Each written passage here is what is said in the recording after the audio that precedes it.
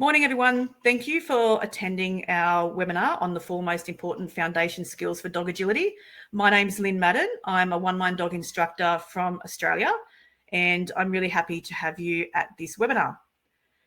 Now, One Mind Dogs is an online learning platform where we teach the dogs from the dog's perspective, or I should say we teach the humans to look at things from the dog's perspective. Our main goal is to make their lives better for our dogs. And to do that, we want to understand the dog's perspective in training and how they perceive things so that we can make training easier for them and make our relationship with them so much better. So this webinar is going to focus mostly on the foundation skills for dog agility. We do have other webinars for things around general dog interactions and pet dogs. So I'll list those in the emails that follow this webinar as well. So foundations. It's not just for agility, but it is also for life. So I like to teach foundations and the things that we teach for agility foundations for everyday life as well, because the first thing it does is allows you to build a connection with your dog. Hopefully you've all seen our Magical Connection Week email series, and I will send you a link for that in the emails that follow this webinar as well. But that's a really good way to start building that connection with your dog. The other good thing about training some foundations is to help focus the energy of your dog and exercise their brain. So I'm sure all of you have had those times when your dog is just pushing you because they're a little bit bored and their energy's high, and especially in weather like we've been having, whether it's too cold to get outside and play or it's too hot for the dogs to go outside and exercise. So we really want to be able to do things with them that are going to help reduce that energy and use their brain. We want it to be a fun game for all the family to play, from kids to adults. And so training these foundation behaviors is a really good way to get your kids involved in doing agility and doing anything with your dog really, and teaches them to look at training from a dog's perspective and helps them become more perceptive about dog body language and dog behavior. It's also, if you do some of these games and foundation training, you will have a much happier and calmer life together with your dog. And finally, we get some really good recall training done by doing some of these foundation exercises that we have. And that is going to prompt me to play my first video. So this is Drift. Drift is my 15-month-old now, Border Collie, but this is him as a puppy. And I think he was about 8 weeks old here doing his first recall training.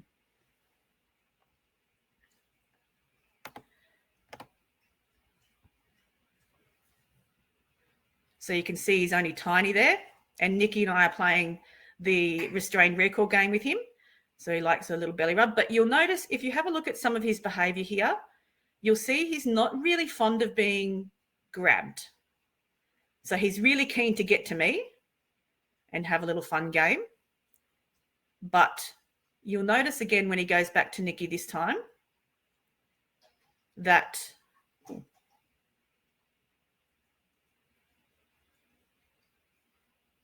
he's not overly happy about wanting to go near her to get to be held again. So you can see he's showing a little bit of concern about doing that. So you can see Nikki's just rewarding him for coming in close and making it a fun and less stressed experience. Again, you can see restrained recalls, and this is how we start our recall game. And this will build your recall over time.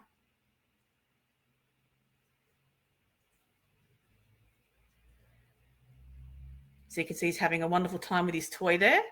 And again, this time you see I pick him up to take him back to Nikki so that he's not going to stress about being grabbed by her, grabbed by the collar.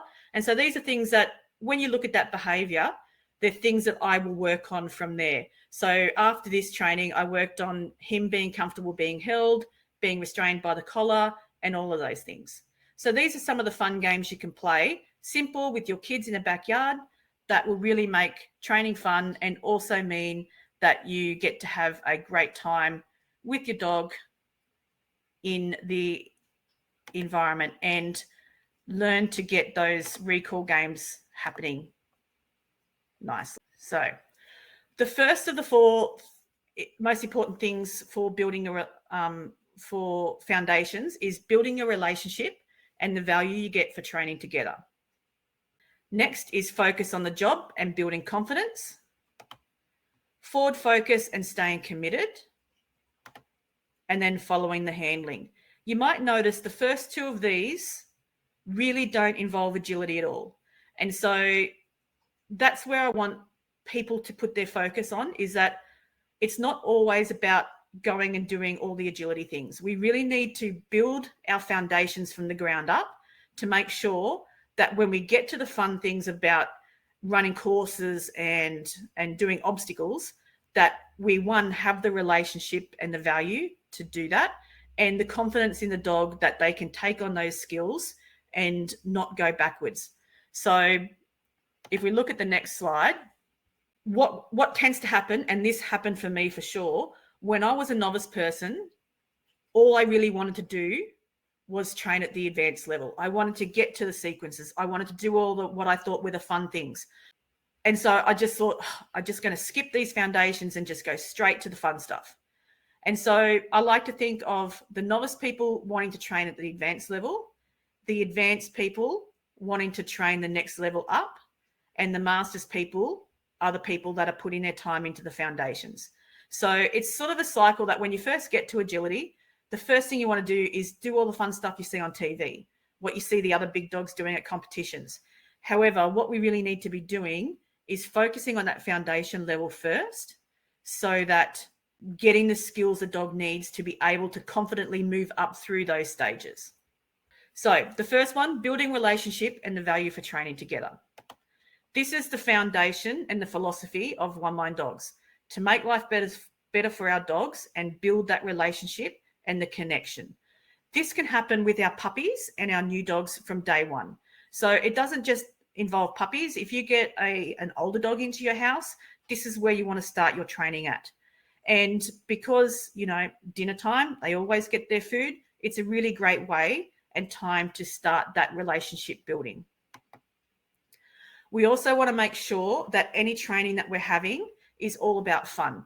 We want the dog to think anytime that the dog sees me or sees me with my rewards or treats or whatever, that they're going for a fun trip to the amusement park, and I'm going to be part of that fun.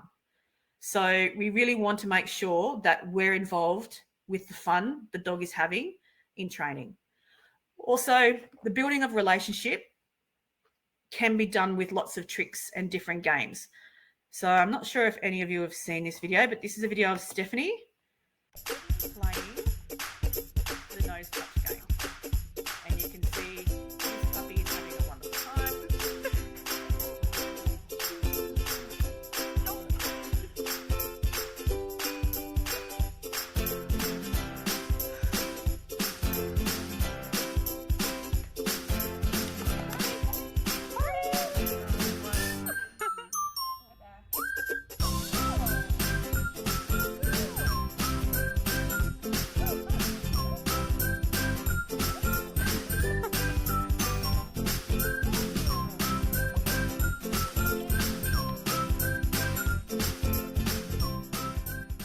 So you can see there, Stephanie was playing that little game of nose touch. The puppies were having a wonderful time. She's involved in it. And they're the sort of games that you can play early with your dogs to build that relationship. It's not always about training hard skills. It's about building that relationship slowly so that you get the trust over time. The next part about building relationship is thinking about rewards, because we always want to make sure that we're paying our dog. So we want to make sure that our dog is getting a reward for doing what we're asking them to do. So a reward is something that dogs feels is worth getting. So we don't want to be giving them something that they're not interested in. And if you look at this little graph, the value of the reward will increase your dog's motivation to work to get it. And so we want to expose our dogs to lots of different rewards and let them be the guide about what they enjoy to do. So if we have a look at this little video of Drift, and this was his first time playing with food reward toy and a tug toy.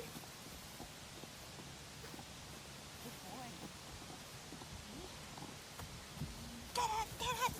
Yes, good boy, get it. Good job. Good job. Good boy. Yum, yum. You can see here that even though he's eating out of his little pod, his little pup pod, or lotus ball, I'm always part of that game. You'll hear me praising him, I'm patting him, I'm making sure that I'm involved in the game with him. Good boy. Good job. Good job. So smart. So smart. Good boy. And so again, he was only about 10 to 12 weeks old here, and we're building that relationship for him to work. Next, we have the tug toy. Oh, you want it. You want it. You can see he's enjoying the tug toy. And the thing with tug toys is you want to make sure that you have your mechanics right when you play with tug toys. You can see I'm keeping the toy quite low. I'm actually tugging him from side to side. So he's enjoying it. I'm letting him win the toy. I'm also giving him some pats at the time. I'm keeping my praise up, encouraging him to bring it back to me, and just generally having a good time. So with tugs, you don't really want to be tugging them off their feet at this age, and also you want to be sort of getting them into that prey drive, and that's what the toy is all about.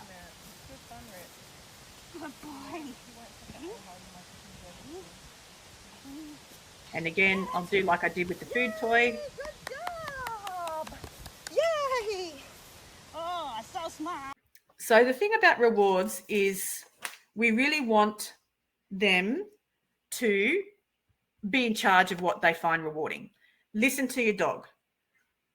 I know a lot of people in agility and a lot of coaches over time have told me you must get your dog to tug. Tug is the answer to agility. All dogs that do agility must tug. So I want to dispel that myth now, because if your dog does not enjoy tugging, it is not going to find that rewarding. So you really need to listen to your dog, watch your dog when they're playing, and make sure that you're using the reward that they find rewarding themselves. So my dogs like the food pod. They really enjoy their food. Tugging is not so much what they like to do. I am not the best play tugger in the world. And so I think they find the food toy for me with them more rewarding than anything else. However, there are dogs out there that enjoy tugging. I have one dog that loves the hose out of the water out of a hose. And so that was really the thing that would get her going. And so when I was training at my house, I'd make sure I'd have my hose ready to go, and I would reward her with the hose at the end of the session so that she was getting the reward that she found the most enjoyable. And so that's really what you want to do. And we have a little video here of Nikki and Shay. And you can see here that Shay gets to pick the toys she's going to work with that day. We're going to do some agility training today, and while we were setting up the course, Shay brought me 4 different toys to choose from. So I'm going to let her choose which one she wants to work for today. Okay, get it. The alien. Oh, no, can't decide. Oh, the rope. The rope today. There we go, the rope is the winner. I like that one because it can fit in my pocket. Good choice. Give. So we like to reward the dogs with what they want to work for, so today it's going to be a rope. So you can see in that video, Shay had a choice of 4 or 5 toys there, and she got to pick the own that she worked with that day. And so allowing your dog to do that, choose which toy they want to use, choose what they want to use for rewards, we can help them enjoy the session more.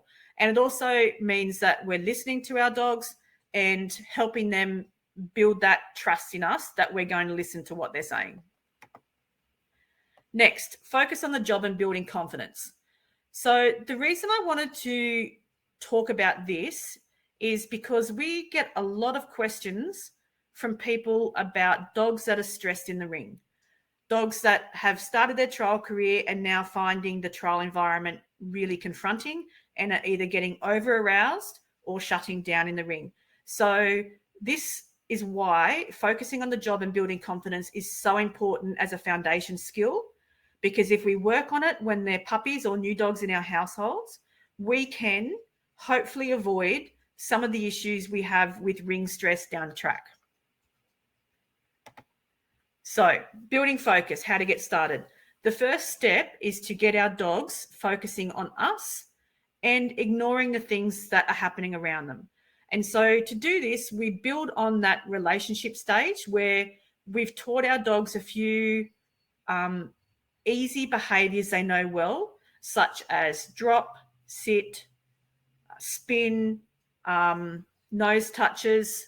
Those are the sort of things that we can teach them here to focus on us and have really well-defined behaviors they can do out in public. So let's have a look. Again, we have a little video of Drift here doing some behaviors as well as a very, very big, a small puppy.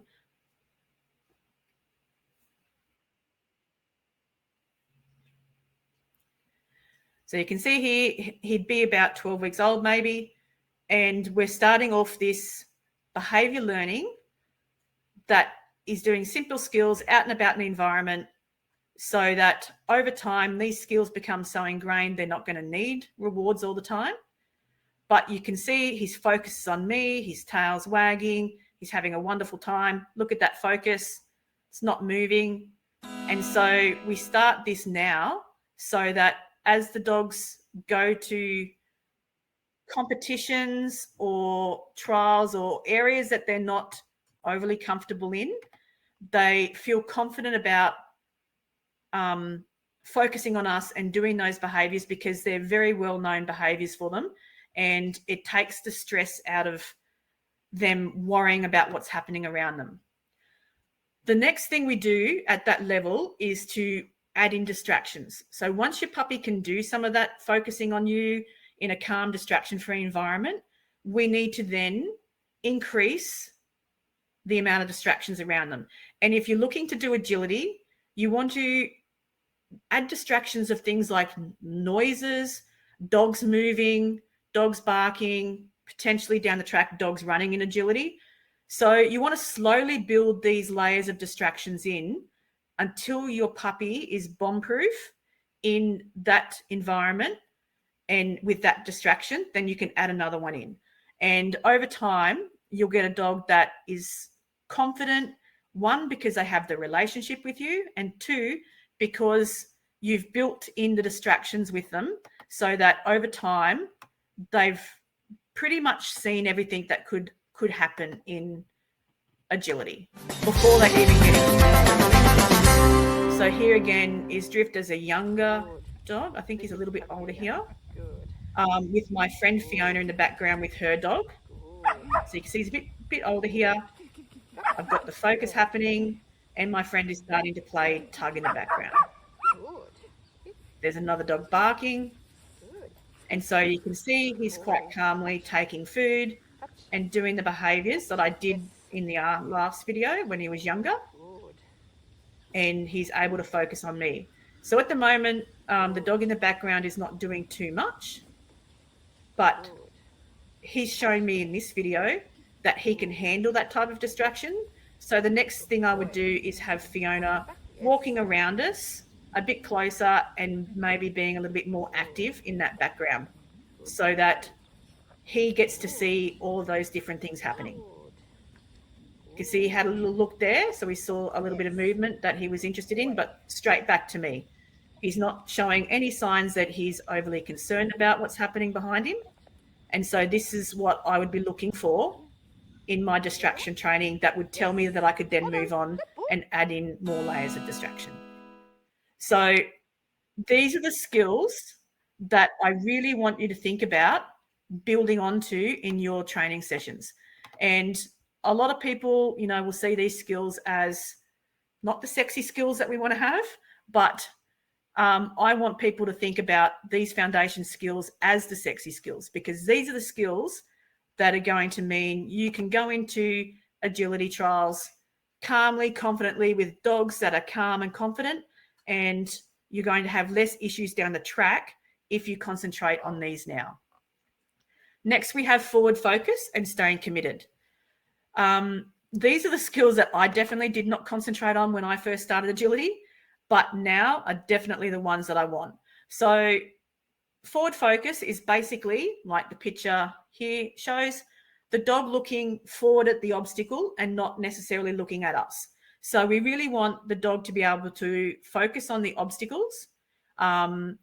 This will give them some independent obstacle skills so they can, find the weaves on their own, look forward on jumps.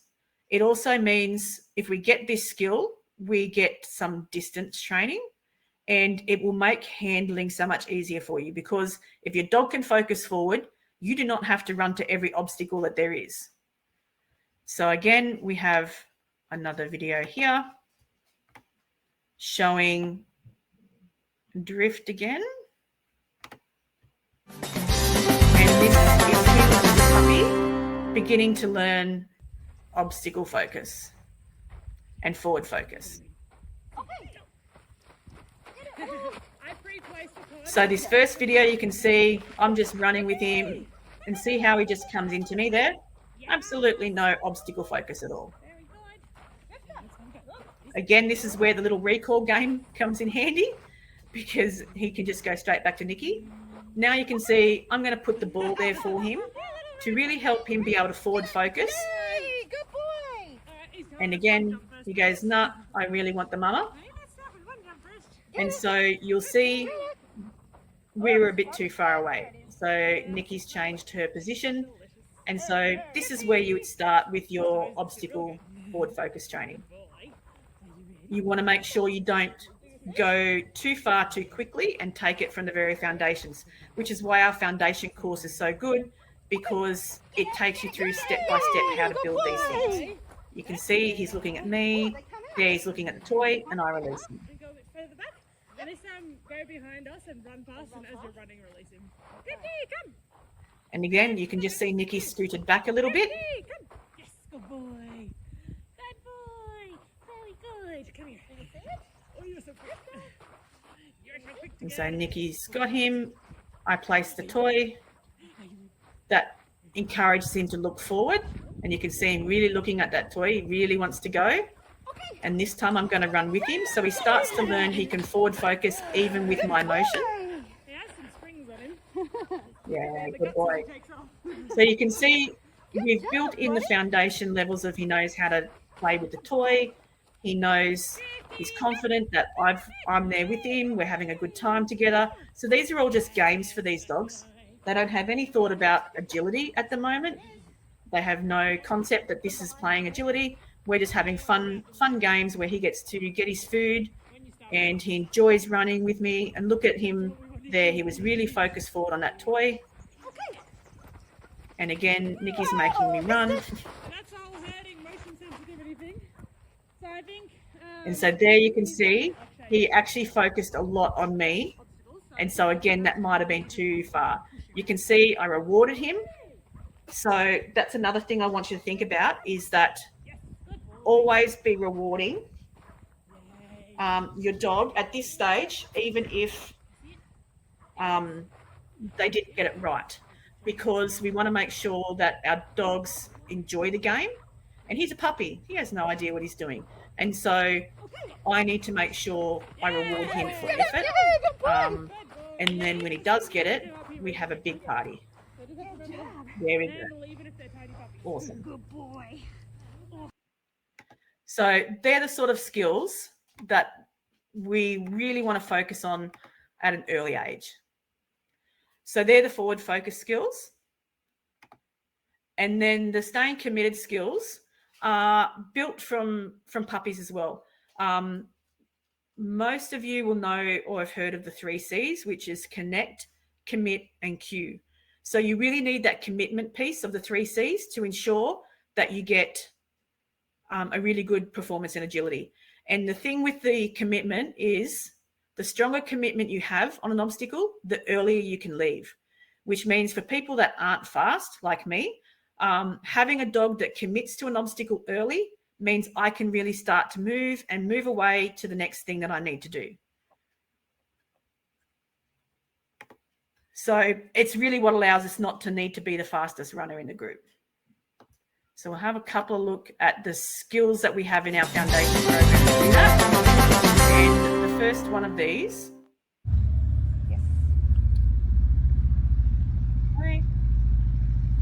is jump offering. Yes. So you can see here, I'm just rewarding him for offering to go around the ring. And this is how we build that commitment to an obstacle. So he has to go around and then he gets his reward. Yes. And I'm hoping all of you have tried this in the past. Yes. And if you haven't, this is a really great one to start with. You can see he's really starting to understand the game. And you just keep moving it further and further away. And so a wing will eventually become a full jump.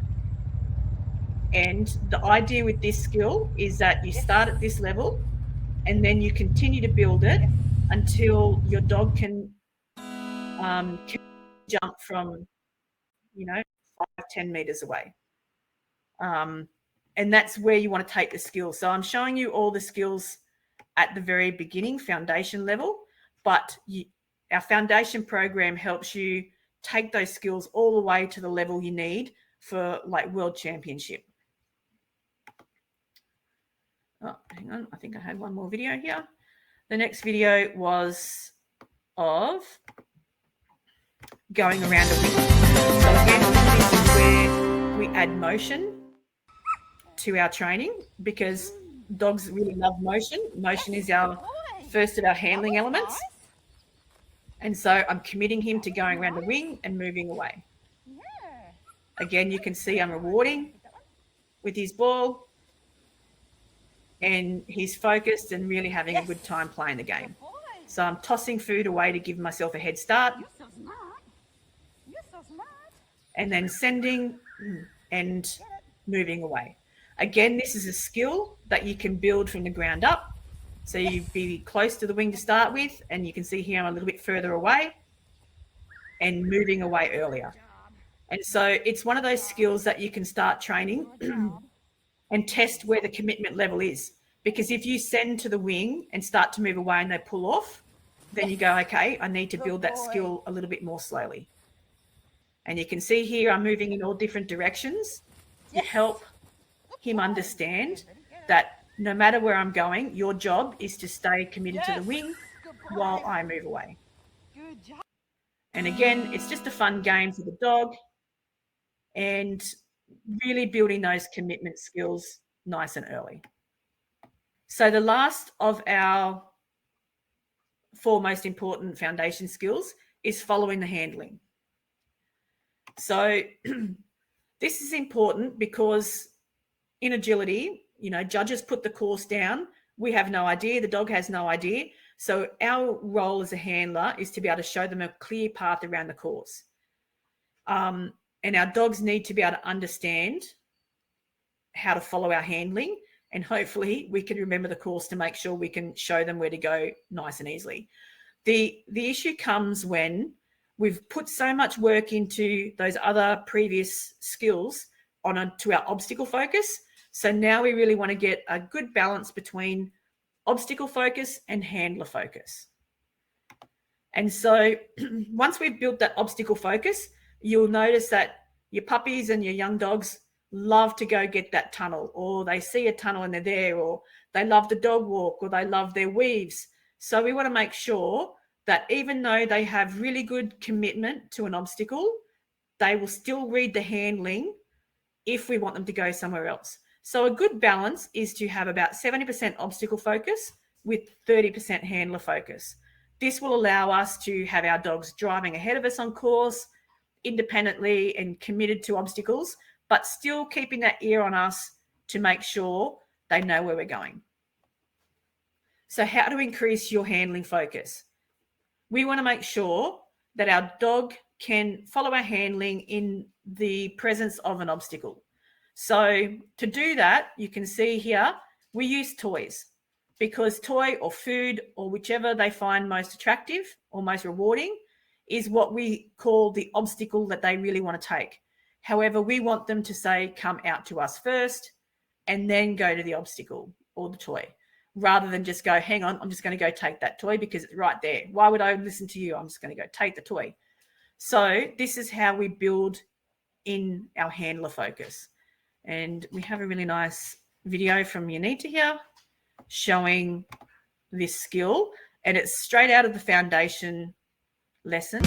So this is something you'll see in the foundation program if you haven't been a part of it yet. So it's a little sample of the lesson.